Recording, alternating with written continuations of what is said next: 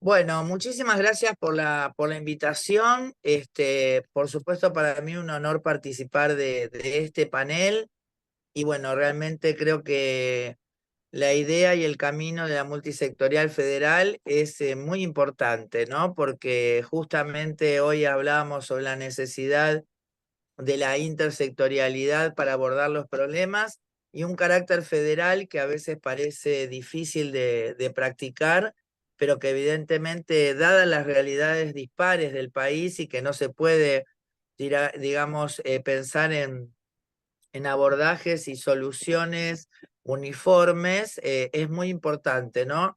Entender que realmente la Argentina necesita respuestas federales y participación, sobre todo, de cada una de las comunidades y de los colectivos también que las integran, ¿no? Para poder hacer entonces una propuesta y conseguir, como habíamos dicho hoy, en definitiva, no solo eh, una buena calidad en la atención de salud, sino también en la felicidad de nuestro pueblo. Y bueno, y ahí también a veces digo, cuando hablamos de pueblo, incluir por ahí, ¿no? También a los trabajadores de la salud, sobre todo al sector de los médicos, etcétera, que a veces parecería que no forman parte del pueblo, sino de la gente, ¿no?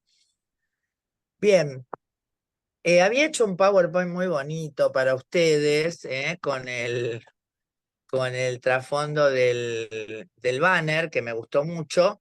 Y bueno, entonces, bueno, vamos a puntualizar un poco. Yo me quise retrotraer un poco a la historia, si bien se había ya, hoy se enumeraron determinados hitos, pero bueno, hablar de que la salud pública entonces se vincula a las acciones del Estado para garantizar entonces un acceso a salud integral y de calidad, ¿no es cierto? Y esto, como decíamos, se lo debe a toda la ciudadanía, o sea, no es que en realidad cuando hablamos de salud pública hay que pensar solamente en los sectores desfavorecidos económicamente, sino que también la accesibilidad es para todos. De hecho, justamente cuando habíamos hablado recién de la pandemia, ¿no?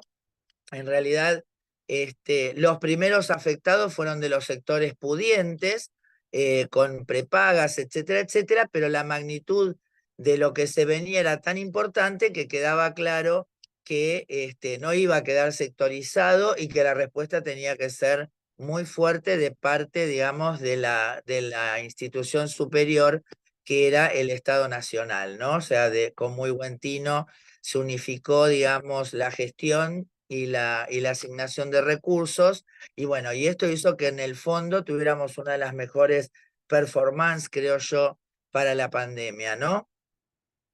No por interés romántico, sino por responder en realidad a las presiones de los privados, se subsidia la salud, las obras sociales y de las prepagas.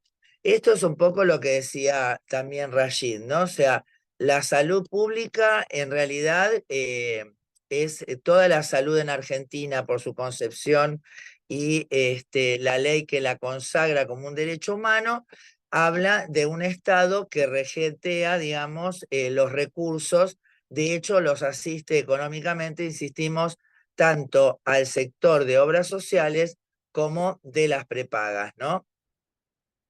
Acá yo digo que el PAMI es una muestra de las estructuras burocráticas que no se han podido domar, y esto, bueno, más allá de que está el colega que formó parte, digamos, de la gestión, un poco sobre lo que empezaste a hablar, ¿no? Que por ahí, en un territorio tan vasto, realmente eh, se hace difícil, ¿no? Que las directivas lleguen a los beneficiarios.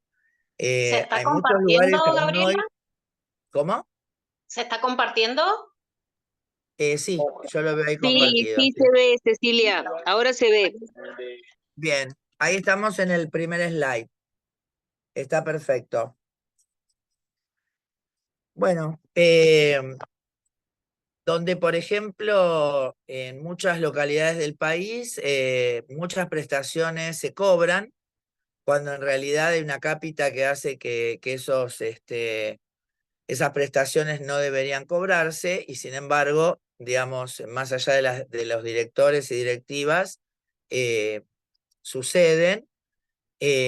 Una vez que la gente se anima a denunciar y que viene por ahí una sanción por parte del instituto, en los pueblos está lo que es, no me va a salir ahora, la estructura médica que hay en el interior del país, no me sale ahora. Bueno, en ese ejercicio ilegal, digamos, de lo que es la prestación, se paga la sanción y se sigue los círculos médicos. Y se sigue entonces haciendo eso y al afiliado que se quejó no se lo atiende más, no por el PAMI, ¿no? Sino por los prestadores locales. IOMA es otro ejemplo. Esto lo digo porque yo trabajo con la cuestión VIH y desgraciadamente aún hoy tenemos gente que se ha muerto de VIH esperando que IOMA le dé cobertura, no solo de VIH, sino de muchísimas otras situaciones. Y bueno, y me consta que se ha intentado desde nuestra estructura política, por supuesto, cambiar esta característica, pero bueno, creo que un poco por ciertas cuestiones que me gustaría entonces profundizar en esta exposición, no se ha logrado. La que sigue.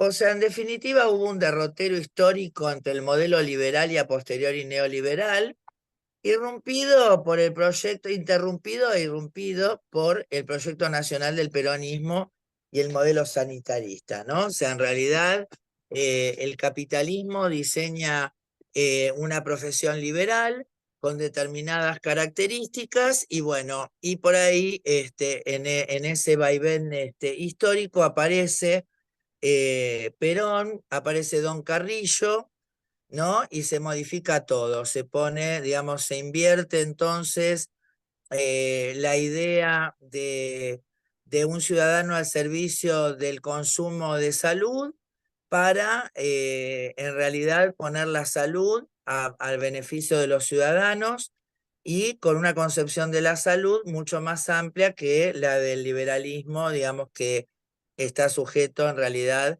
a los procesos patológicos, ¿no? Bien, ahora la que sigue. Bueno, llega Perón y entonces el acceso a la salud preventiva y comunitaria. El hecho de que Perón haya dado gratuidad a los estudios superiores, a las casas de estudio superior como son las universidades, porque piensen que en realidad la revolución del 30 y el tema de la revuelta radical por la autonomía universitaria no le dio la gratuidad a los estudios universitarios, lo cual entonces seguía perpetrando el manejo del conocimiento y del saber para los hijos de las castas altas, ¿no? En cambio, cuando Perón da la gratuidad, permite el acceso a personas hijas de obreros, de trabajadores, y bueno, y entonces acceder al conocimiento que estaba vedado para las masas, ¿no? Entonces, bueno, de a poco, con el correr de los años, seguramente más el plan de salud que empieza a consolidarse durante el gobierno peronista, se genera una confrontación, ¿no? De estos modelos solidarios entre los profesionales. Sigamos. Con el correr de los años y la caída del Perón en el 55, más la proscripción, el carácter de la formación profesional vuelve a su enfoque hegemónico, individualista y liberal, ¿no? Donde el mayor valor económico es el conocimiento. Un poco ahí también en la confrontación, ¿no? Del manejo de la información.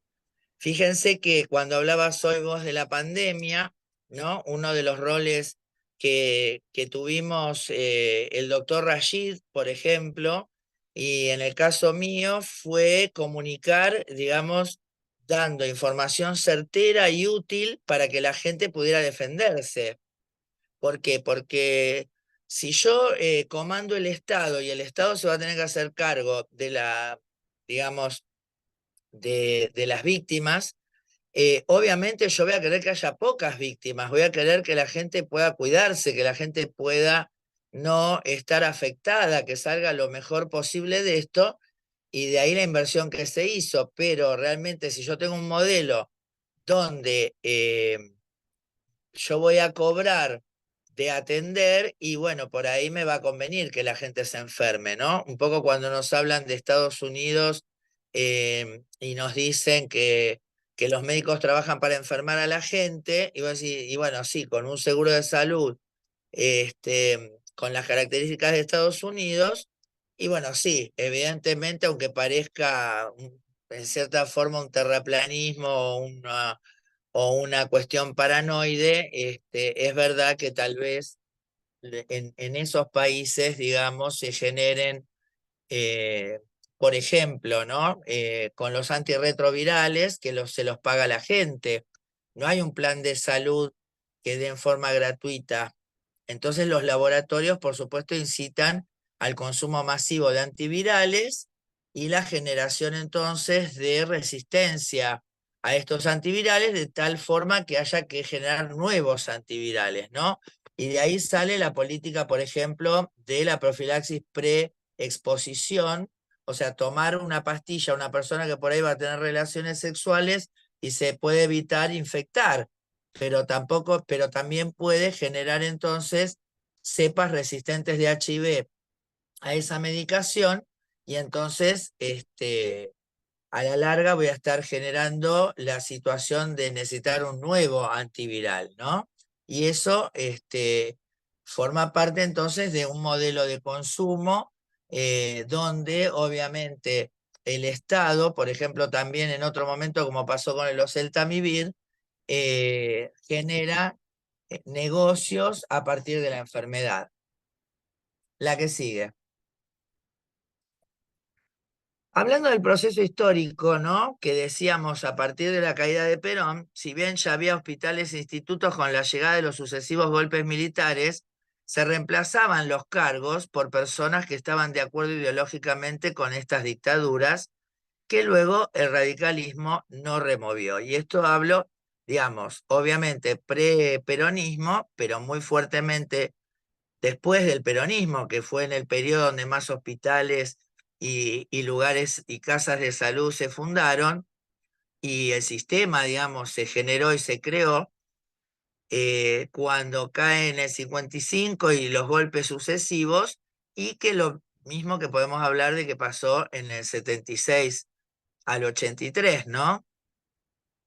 Donde, por ejemplo, en la Facultad de Medicina eh, y en toda la universidad, en realidad se hacía un preexamen para los cargos de las carreras, de las cátedras, perdón, y bueno, donde se ponía que fulanito de tal no estaba apto para ingresar al concurso porque su ideología no concordaba con la del proceso de reorganización. Quiere decir que la burocracia, a partir de la caída del peronismo, se fue inundando entonces de personas que administraban el Estado, pero que eran ideológicamente anti-Estado, ¿no? Un ejemplo, la que sigue ahí que dice, ¿no? Un ejemplo de esto es el Poder Judicial. Bueno, justamente nosotros fíjense que cada vez que hablamos de la dictadura, hablamos, bueno, como decíamos, ¿no? Primero hablábamos de la dictadura militar, después le agregamos eclesiástica, ¿no? Y bueno, y ahora último le pudimos agregar empresarial, que me parece que en el fondo de todo es el mayor sentido, en realidad ideológica, ¿no? Porque viene comandada por Estados Unidos, y una de sus acciones fue justamente generar los monopolios y hegemonías empresariales a su favor, a su servicio. Este, pero todo esto fue convalidado durante todos estos años y desde que se fundó nuestro país por el Poder Judicial, ¿no? O sea, un Poder Judicial nacido de las élites, nacido, digamos, justamente del derecho romano, ¿no? Y de todo lo que viene de, de la Europa, favoreciendo a esas familias, favoreciendo a la oligarquía, y que bueno, obviamente tuvo sus periodos dorados, pero justamente, ¿no? También después eh, vino la represión, la persecución y la muerte de un montón de miembros del Poder Judicial, y entonces, en definitiva, todo lo que nos está pasando hoy, cuando renegamos del gobierno que tenemos, porque la gente pudo haber elegido inconscientemente porque se le explicó lo que estaba votando, pero la gente decía no lo va a hacer. Fantástico. La gente puede estar inclusive de acuerdo y votar masivamente la destrucción de, por ejemplo, de la salud pública, pero la Corte Suprema no lo puede permitir porque en realidad la gente no es dueña de la salud pública.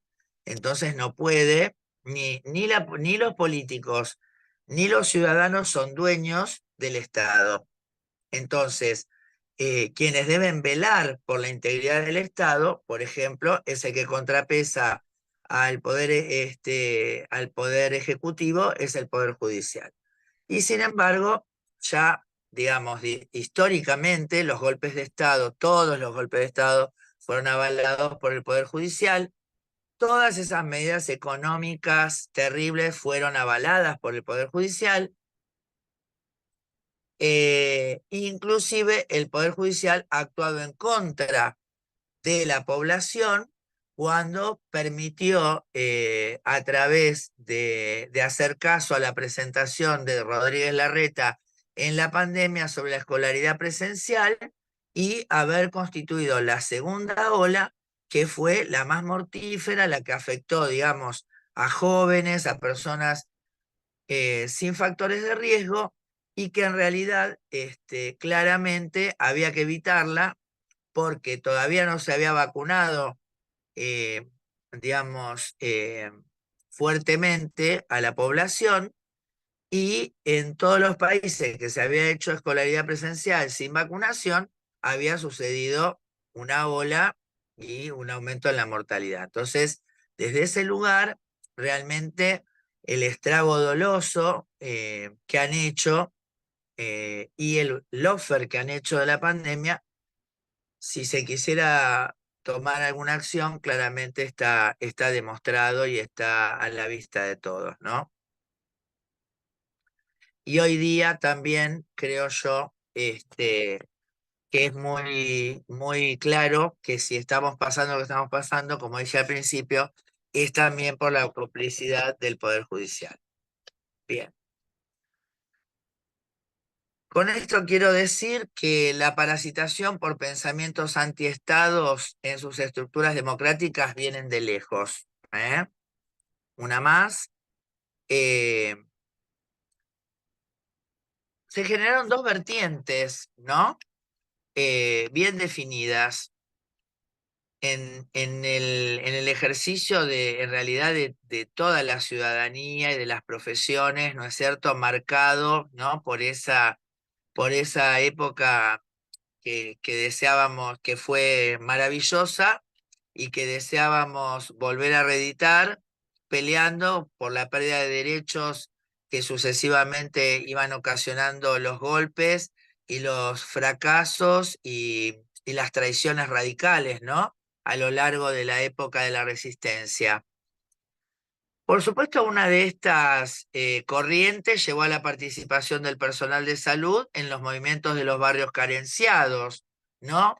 Y un sinfín de intelectuales, psicólogos, abogados, sociólogos, curas, monjas y toda clase de personas comprometidas con el pueblo encontraron la fuerza desalmada con la que confrontaron y con la que se desató una feroz cacería, ¿no? Vino el golpe del 76, ya en los tiempos previos había, ¿no?, toda una cuestión que ya conocemos, pero que se hizo, digamos, más potente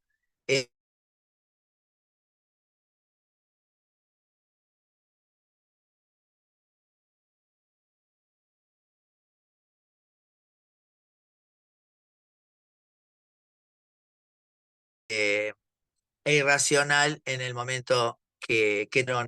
17 de la Facultad de Medicina. Desaparecieron a más de 1.500 personas. Se persiguió a docentes que perdieron su trabajo bajo denuncias muchas veces falsas, porque justamente por ahí en la competencia por un cargo algún docente decía que otro era militante, etcétera, etcétera, y por supuesto pasaban a echarlo, sino desaparecerlo, matarlo, y bueno, otro tomaba su lugar, muchas veces, por supuesto, primero orientado a la ideología del proceso, y bueno, por supuesto, todo eso haciendo decaer el nivel, ¿no?, académico de la universidad. Se cerraron facultades enteras, se desaparecieron docentes y alumnos. En las cátedras de anatomía ingresaban cuerpos jóvenes y cuerpos de personas de las cuales cuando se quería estudiar cabeza o cara, había muy pocos modelos, ¿no? Porque claramente pertenecían a los desaparecidos. Sucedían cosas atroces que naturalizaban para los estudiantes la concepción de que trabajaban sobre cuerpos muertos que no merecen respeto y mucho menos, por supuesto, los vivos.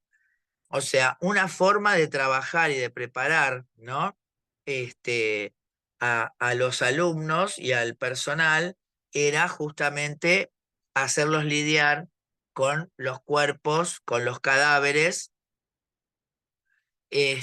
cosa que, bueno, es un desafío para uno y que muchas veces tiene que optar, digamos, bueno, por determinadas cuestiones macabras, ¿no? También, cuando en realidad sabemos que no vamos a lidiar con cuerpos muertos, vamos a lidiar con personas vivas.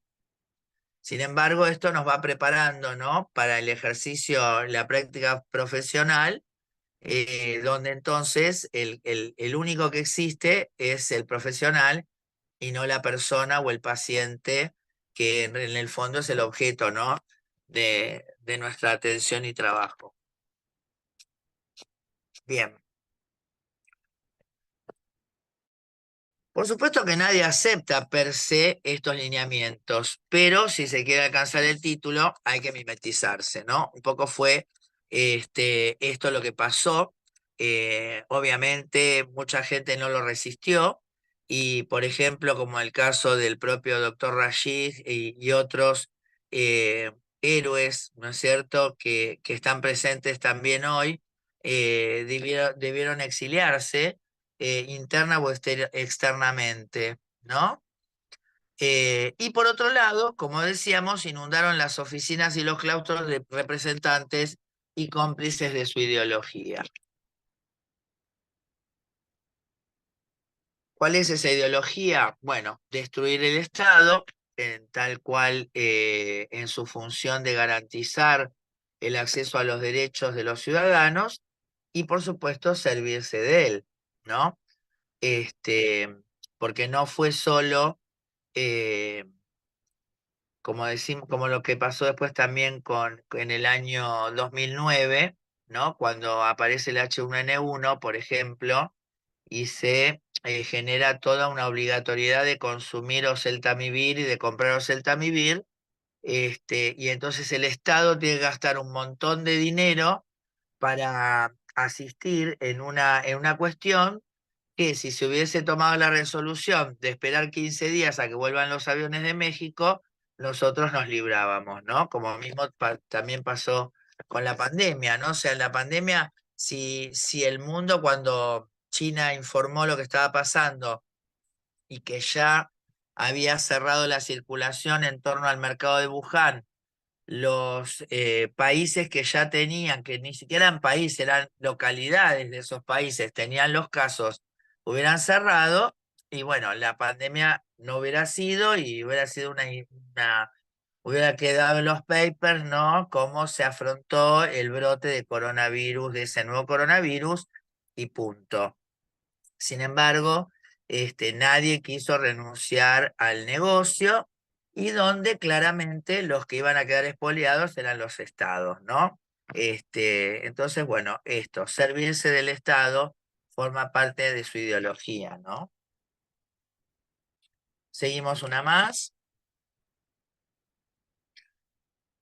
Y en ese sentido, ¿no es cierto? No se puede tener empatía. Y estoy hablando del momento aquel en que debíamos seguir trabajando bajo los militares, ¿no? Y todo lo que vino después. Entonces, para poder, obviamente, la gente que ingresó mayoritariamente en la época de la dictadura, ¿no? Y que comandó los lugares, estaba de acuerdo ideológicamente. Pero también, ¿por qué? Porque no todos formaban parte de la claridad del proyecto de la dictadura, ¿no?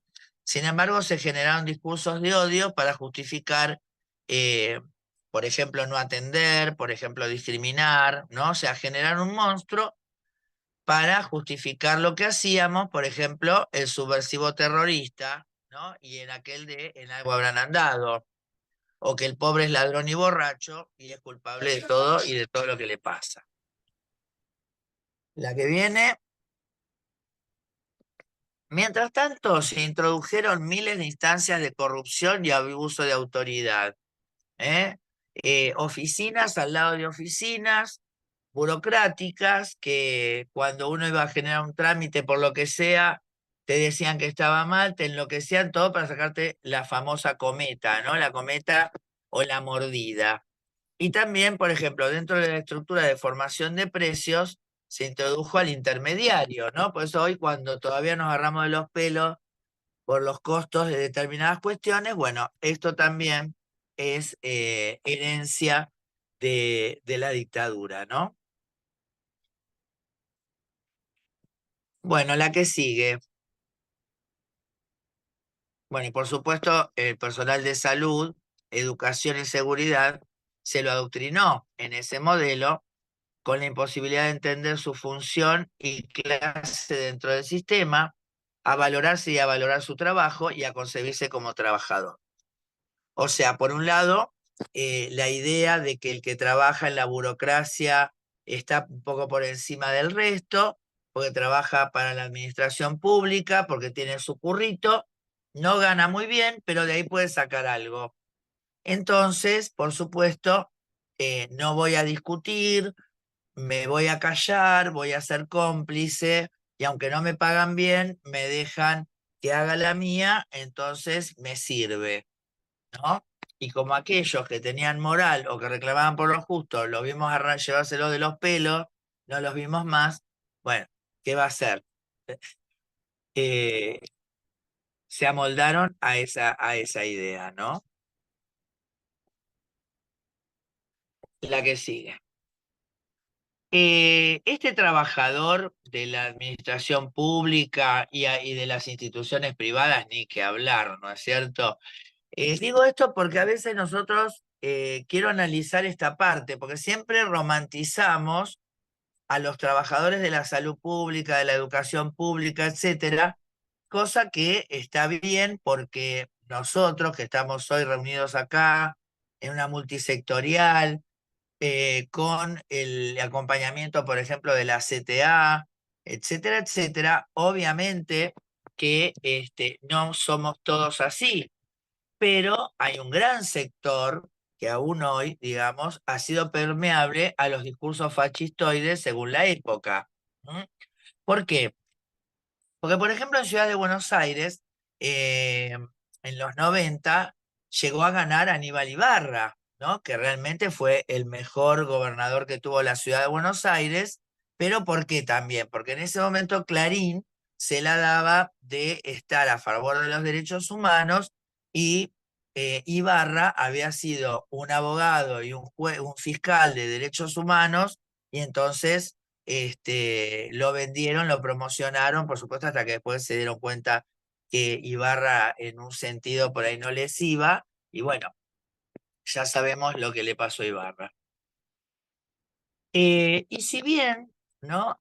Para los 2000, ¿no? Cuando estaba el menemismo cuando después vino de la Rúa, ¿no? Todo ese derrotero de empobrecimiento de todo, ¿no? Esa cuestión de la caída de todo. Estos trabajadores tenían ese carácter más progresista, vamos a decir así, pero siempre fueron gorilas, ¿no? Siempre antiperonistas. Ay, mi señor.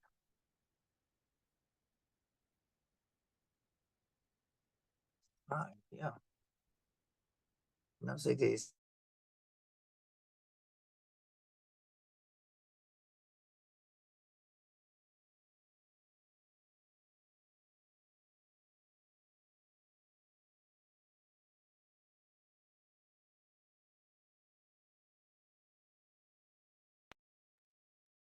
Bien. Gabriela, Sí, lo que pasa es que me quedé, se me... Ahora sí, ahora sí. ¿esta diapositiva o la que sigue? Ahí estamos. Bien, la que sigue. Siempre resignaron sus conquistas con tal de no confrontar, ¿no?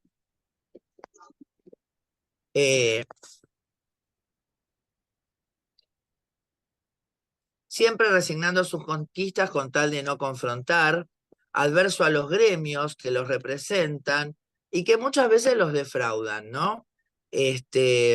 Nosotros en la ciudad de Buenos Aires tenemos, por ejemplo, en el ámbito de la salud pública a médicos municipales y desgraciadamente el carácter de médicos municipales es oligárquico, ¿no? Es un gremio de derecha que inclusive en la época de Néstor y Cristina nos hizo perder, y en la época que estaba Macri, ¿no? Nos hizo perder conquistas, eh, paradójicamente, ¿no? Y también nos hizo que no tuviéramos un montón de avances que tal vez con un Ministerio de Trabajo nacional, con una orientación, digamos, más en favor de los trabajadores, en ese sentido no conseguimos nada, ¿no? Si bien, por supuesto, todo el proceso económico derramó en un bienestar de los trabajadores, pero bueno, muchas veces los gremios defraudan a este trabajador que entonces se prenden el discurso antigremial, antipolítica, ¿no?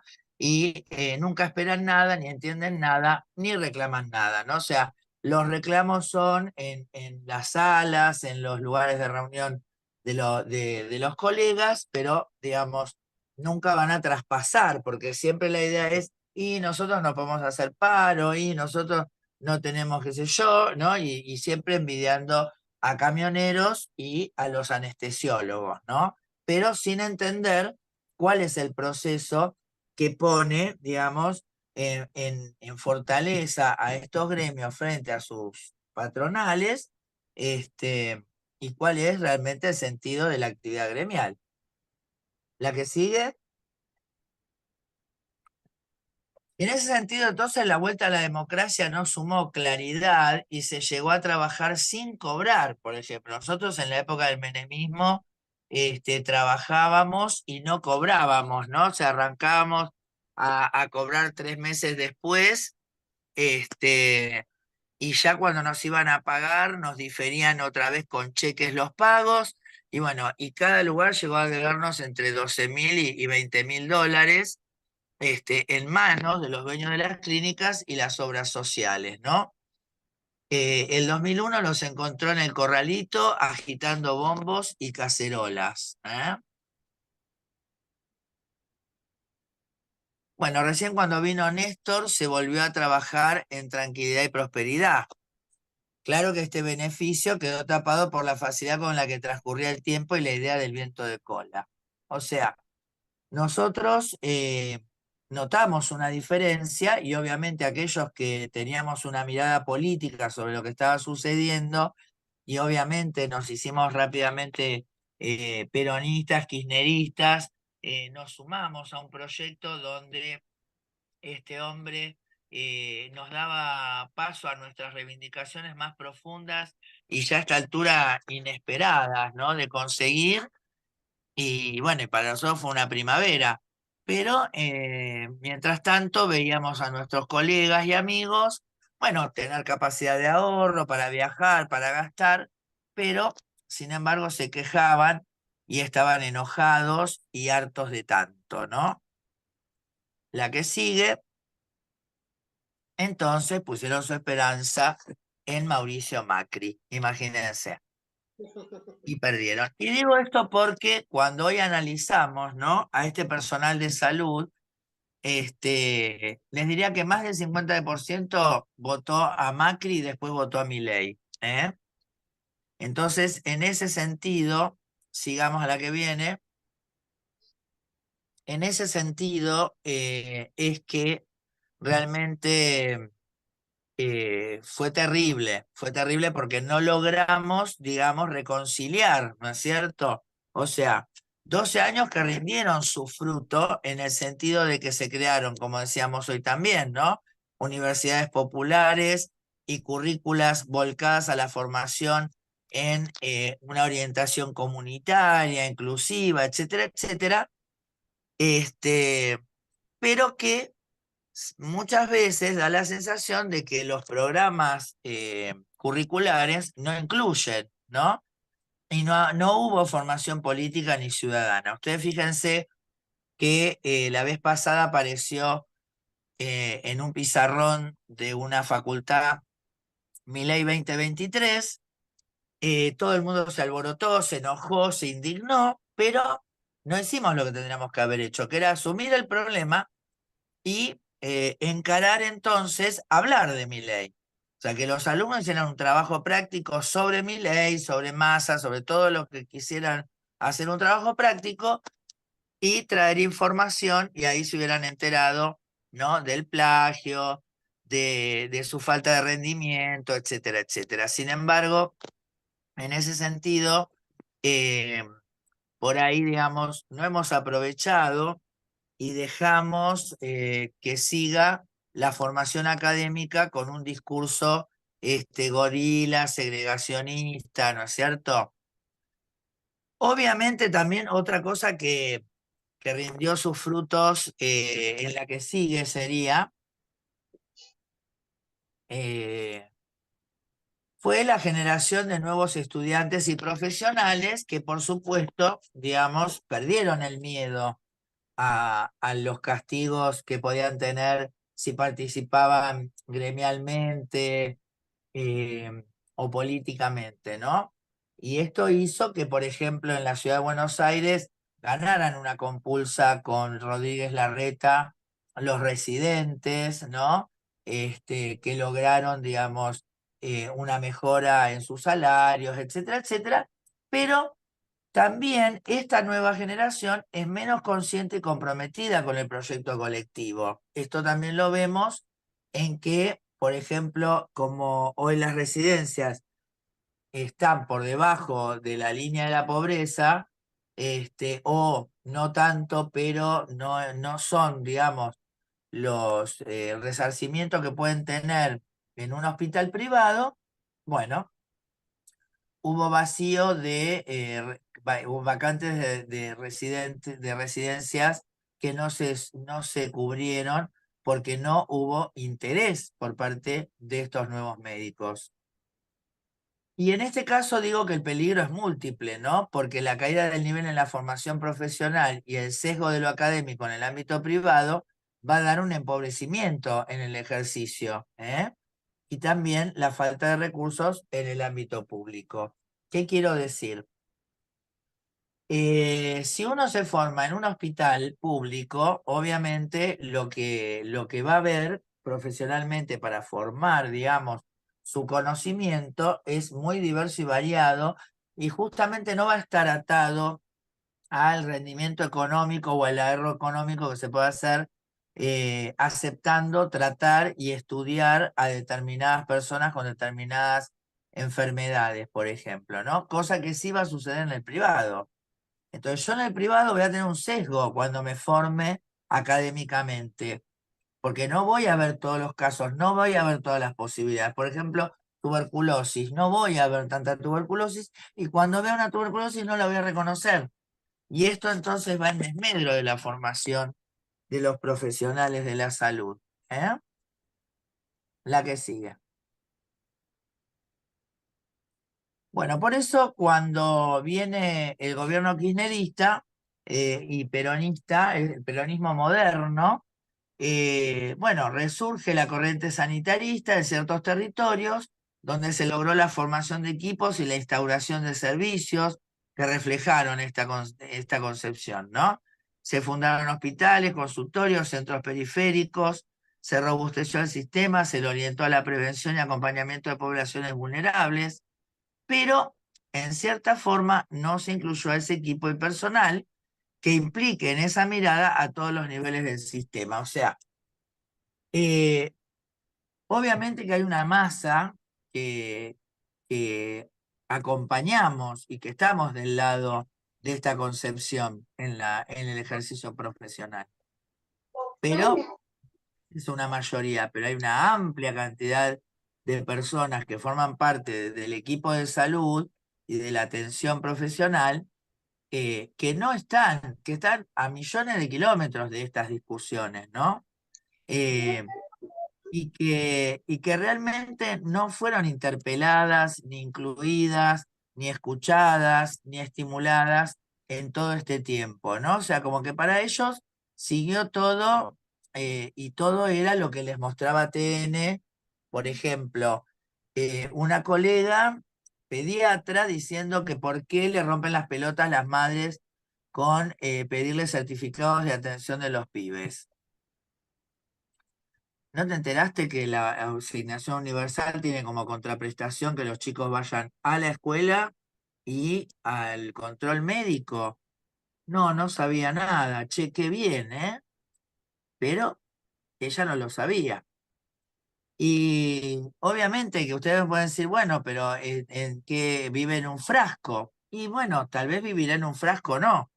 Pero el tema es que tenés una profesional a la cual vos le estás pagando, la estás haciendo formar parte de una estrategia de salud pública y la tipa no tiene la más puta idea porque evidentemente debe resultar antipático hablar con ella, pero bueno, de alguna manera, si no la incluimos, a su consultorio no llega este proyecto o este programa, ¿no es cierto?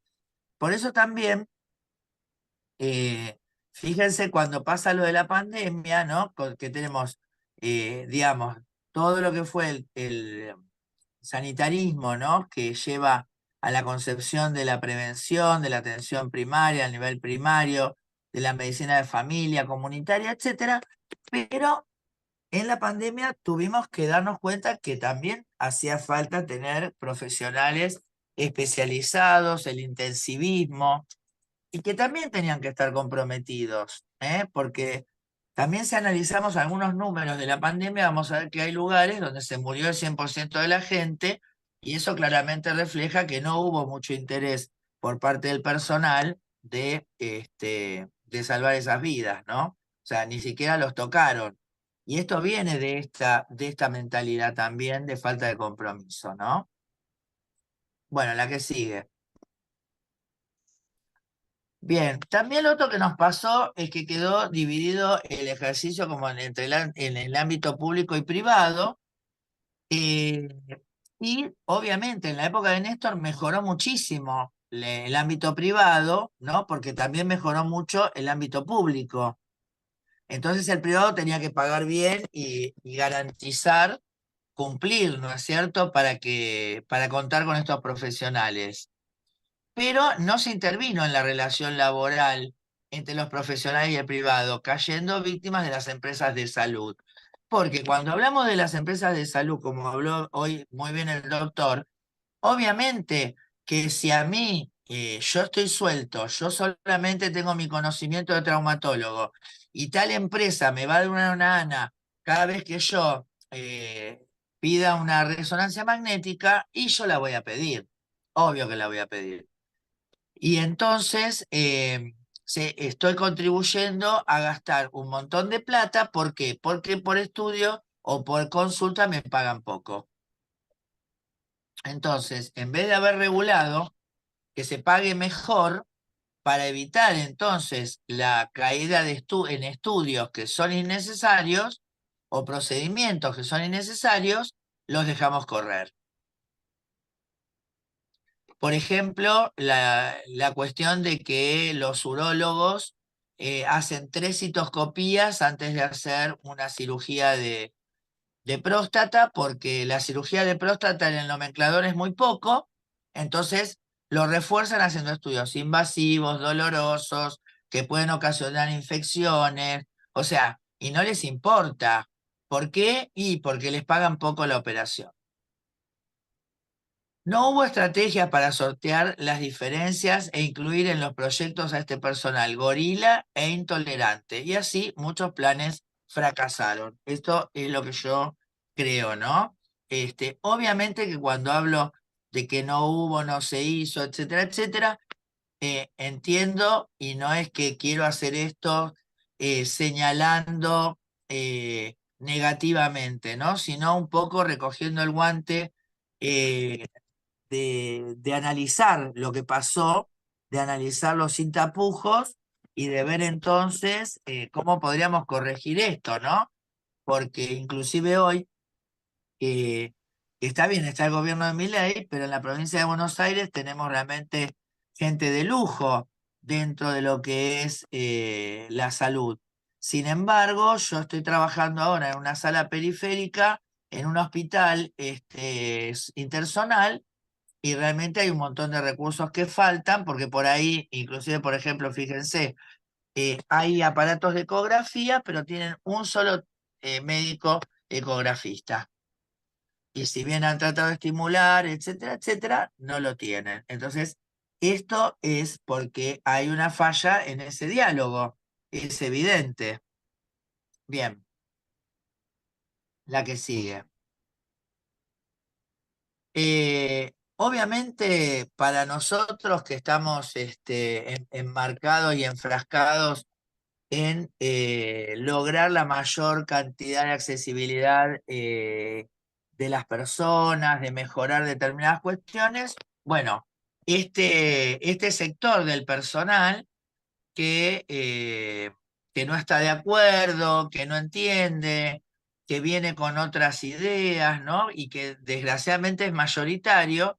Bueno, nosotros como dirigentes menospreciamos las quejas, que a su vez obviamente están estimuladas por la antipolítica y el gorilismo, ¿no?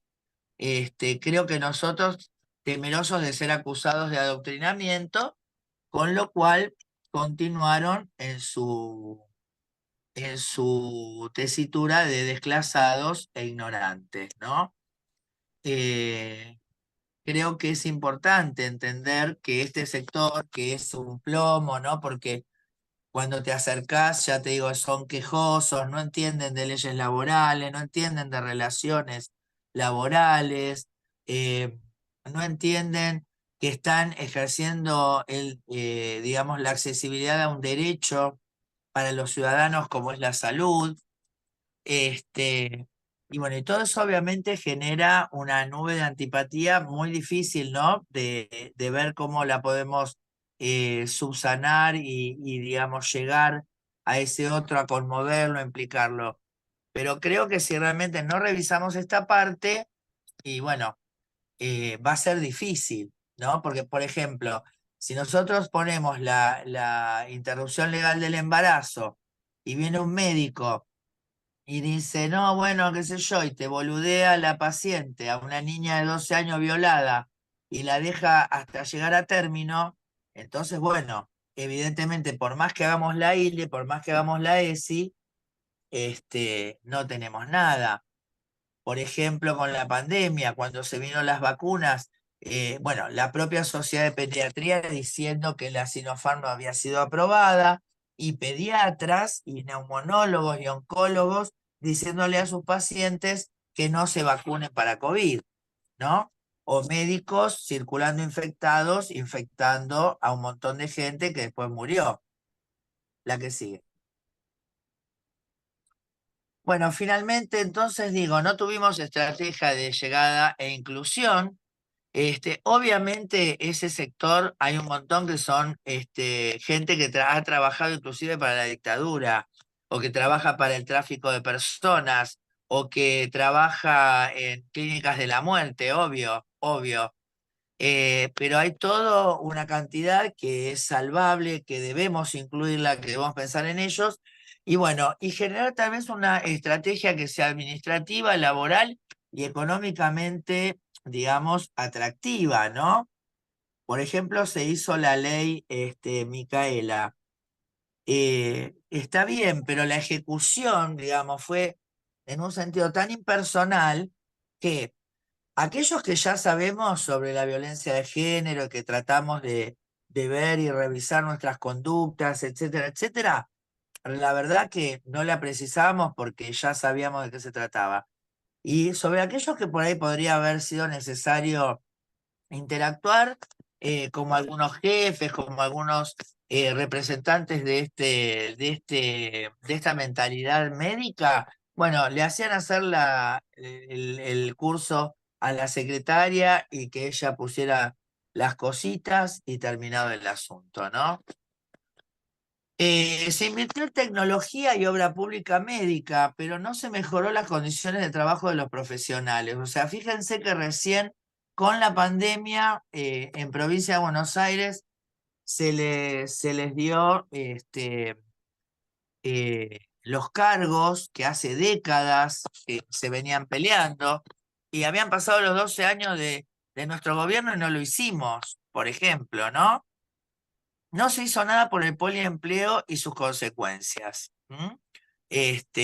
Como una estrategia política. Entonces, en ese sentido, creo que tenemos que revisar esto, porque si nosotros no vemos el personal que tenemos, el sector médico que tenemos, que no solo que es, muchas veces no está preparado, es ignorante, pero además está sobrecargado, además no tiene interés, además no encuentra triunfos, eh, además se siente que puede hacer lo que quiere porque nadie le dice, ni nadie le enseña, ni nadie lo contiene, ni nadie lo acompaña. Bueno, todo eso también va a interactuar por más que tengamos los mejores planes, ¿no? O sea, creo que nuestro plan a futuro tiene que incluir, por un lado, el carácter de la atención, el carácter de la formación, no solo médicos, sino desde todos los estamentos, porque siempre lo decimos, si por más que yo sea una médica amigable, si viene una persona trans y el que la atiende ya la trata de varón, por ejemplo, o de mujer, siendo lo contrario, eh, ya hace que esa persona no acceda al sistema, por más que el sistema que lo esperaba detrás de ese escritorio hubiera sido amigable, ¿no? La que sigue. Bueno, voy a decir esto, ¿no? Por ejemplo, nuestra falta de estrategia en este sentido. Por ejemplo, lo que sucedió con Ganancias, ¿no? O sea, Ganancias fue un reclamo inmemorial, porque nosotros desde que trabajamos, siempre teníamos con cada guardia, con 4 guardias mensuales, un sueldo mínimo, con lo cual con 3 guardias mensuales, semanales, ya teníamos 3 sueldos mínimos y ya en algún momento pagábamos ganancias, ¿no? Por supuesto, en la época de Cristina pagamos mucho más, nos pagaban mucho más, entonces, por supuesto, fue más fuerte, pero bueno, obviamente se le atribuía a ella el problema de ganancias cuando es un problema que venía arrastrando en realidad desde siempre. Bien, en esos 12 años que era el reclamo, nunca se dio. No se dio para el sector médico, más allá de lo de camioneros, más allá de todo eso, ¿no? Pero, por ejemplo, al personal de salud nunca se le dio la posibilidad de sacarlo. Bueno, finalmente el enorme estrés que fue la pandemia puso en relieve las consecuencias de no atender este punto. ¿Por qué? Porque empezaron a faltar trabajadores, pues ya no era conveniente seguir trabajando. Entonces, eh, bueno, aparece Goyán, ¿no? Ya diputado, compenetrado con todo esto por su manejo de la pandemia, por el hecho de que él ha sido ministro de Salud, por su visión, porque es compañero. Y viene y saca entonces el reclamo de ganancias, que inclusive en un primer momento era solo para las guardias y solo para los médicos. Y después se entendió que no podía ser así. Y menos el peronismo no puede dar solo a un sector, le tiene que dar a todos. Bueno, se hizo eso. Pero no tuvimos la picardía, ¿no? De decir, bueno, si les vamos a dar esto, por lo menos hagamos que sientan que lo ganaron ellos, que ellos se involucraron. Y bueno, si por ahí el doctor Goyan me va a decir que tuvo reuniones con médicos, sí, pero yo en mi hospital, por ejemplo, no es que quiero verlo a Goyan. Pero en mi hospital no se habló de esto, no juntamos ni una firma para que los diputados saquen ganancias. Entonces quedó como una medida electoral. Entonces ahora, cuando nos la vayan a sacar y no la den, probablemente la gente diga, está bien, porque en realidad me lo sacaron porque querían que yo los vote, y yo no los voy a votar. Entonces, más allá de que nosotros, los gremios y los que siempre peleamos por los derechos de todos, lo vamos a ir a reclamar, insisto, probablemente nos quedemos sin este beneficio que necesitábamos hace tantos años, sencillamente porque gana esa opinión que pone, enfrenta a la política con el trabajador, en este caso de salud, pero puede ser cualquier trabajador del área pública con alto nivel de ingreso, ¿no? La que sigue. Bueno, fíjense, una más. Por eso creo que es tiempo de trabajar sobre y con nuestras bases, tener estrategias para incluirlos, sumar a los beneficiarios del sistema, ¿eh? O sea, esa es la otra pata. O sea, yo creo que quienes garantizan no es solo el trabajador, sino también el beneficiario. Gran ejemplo de esto es la cuestión HIV.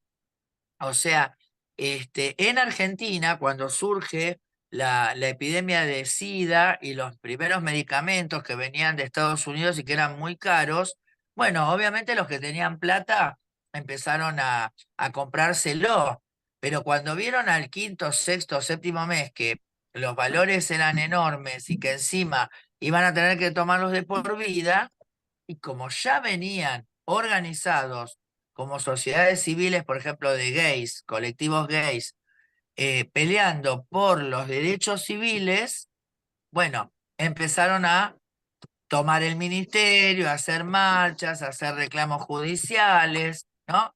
Pero más que nada visibilizando esto, y obviamente ganaron la formación o sea, la creación de una ley con un programa nacional de SIDA, con el derecho a acceder a todos los tratamientos eh, y demás acompañamientos gratis por parte del Estado de las obras sociales o prepagas. Entonces, en el gobierno de Macri, muchísima gente murió. En este gobierno, muchísima gente murió y van a morir. Y probablemente cuando sigan faltando medicamentos para HIV, veamos reaccionar a este colectivo. Pero mientras tanto, por ejemplo, el colectivo de oncológicos, de salud mental, de consumo problemático, etcétera, etcétera, va a seguir cayendo. ¿Por qué? Porque no están organizados para reclamar, digamos, por encima de estas políticas, de estos debates, cuáles son sus derechos, ¿no? En este caso, lo que sigue, hablo de los migrantes, los originarios, el colectivo LGBTQI+, los adultos mayores, las infancias, las personas con discapacidad, con HIV u otras enfermedades invalidantes o estigmatizantes, cuestiones de salud mental o consumo problemático, y en ese sentido, principalmente las mujeres, ¿no? O sea, todos aquellos colectivos que por el patriarcado son vulnerados. Este, Estos colectivos están invisibilizados desde la formación académica y en los programas educativos, como manera de contribuir a su marginalidad dentro de la sociedad. Ustedes fíjense que recién en nuestro periodo el INADI empieza, por ejemplo, a hacer cuadernillos hablando de la diversidad, pero en realidad hablaba de la diversidad en relación a ser marrón o ser afrodescendiente o ser europeo descendiente, no sé cómo. Bueno, a ese tipo de diferencias. Y no se introducía, por ejemplo, la cuestión trans, la cuestión gay o la cuestión de vivir con HIV, ¿no?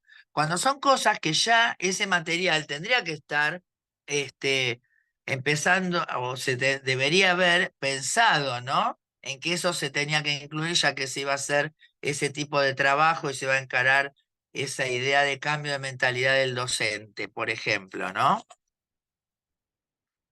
O sea, desconocer sus características y sus necesidades impidiendo diseñar respuestas colectivas es parte del patriarcado, ¿no?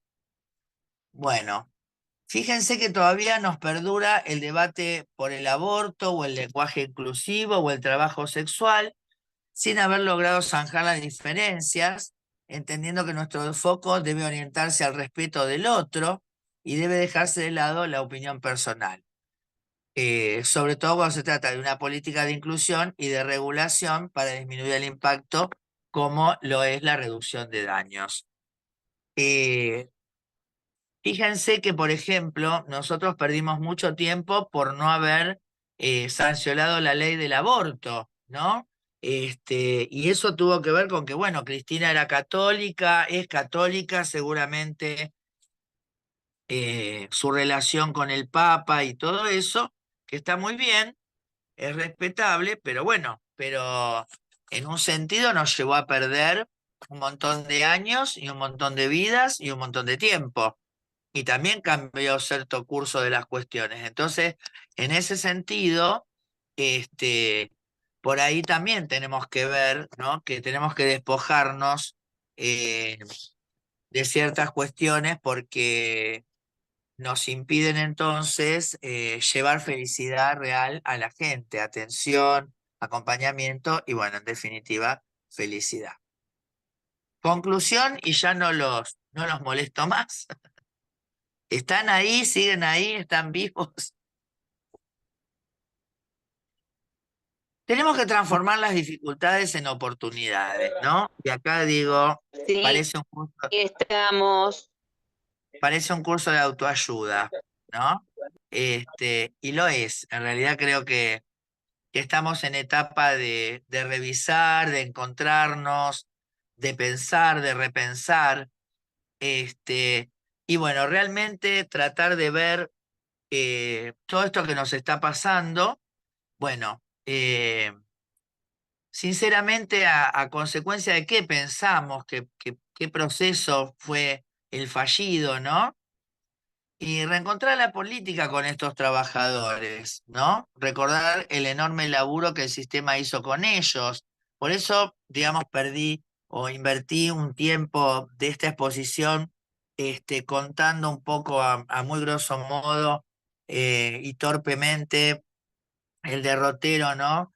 De la formación ideológica de los trabajadores de la salud y de la educación y de la burocracia, más que nada y entonces, en ese sentido, eh, ver que también tanto rechazo, tanta cuestión tiene que ver con un laburo que se hizo muy fino, muy diario, muy global, ¿no? Este, para acallar, para sojuzgar, ¿no es cierto? Eh, y entonces, por eso también es tan difícil revertirlo, ¿no? Y que con una simple charla o con una publicidad, tampoco lo vamos a revertir. Porque fíjense que también la otra pata, que son las personas que vulneró el sistema, que no son solo estos colectivos de los que hablamos, ¿no? Eh, Realmente la gente para subsistir a la dictadura tuvo que aprender a callarse, ¿no? Y si bien hoy ya la dictadura no está, empiezan otra vez a volver estas prácticas, a volver estos nombres, a volver los representantes, ¿no? De esos, y otra vez tenemos amenazas, otra vez tenemos desapariciones, otra vez tenemos presos políticos.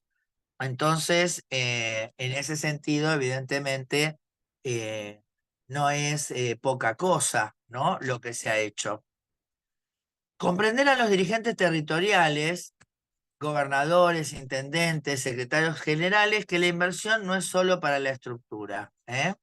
Creo que tenemos que tomar cartas en el asunto de capacitar e incluir a los trabajadores de la salud, la educación y seguridad y el resto de la burocracia, convocarlos, escucharlos, interpretarlos, ¿eh?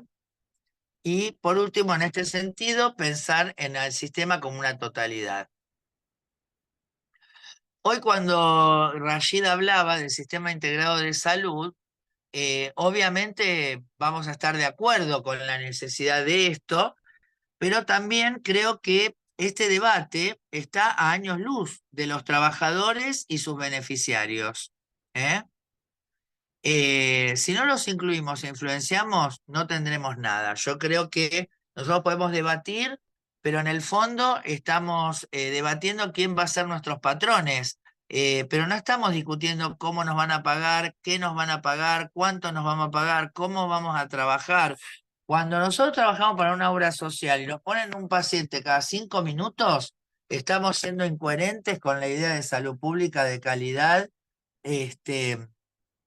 entendiendo que, como decíamos hoy, ¿no? La gestión puede ser solidaria, pero en el fondo el carácter de la atención es público. Entonces, en ese sentido, digamos, yo como médica debería negarme a esto, las personas que son atendidas deberían quejarse por eso, y los patrones, sobre todo si son aquellos que mandan en las obras sociales, que no son los directos, ¿no? Porque ya entendemos que han tenido que contratar servicios de salud, pero digamos, permitir que se trabaje de esa forma es estar de acuerdo con una mala calidad de atención a nuestra población, ¿no?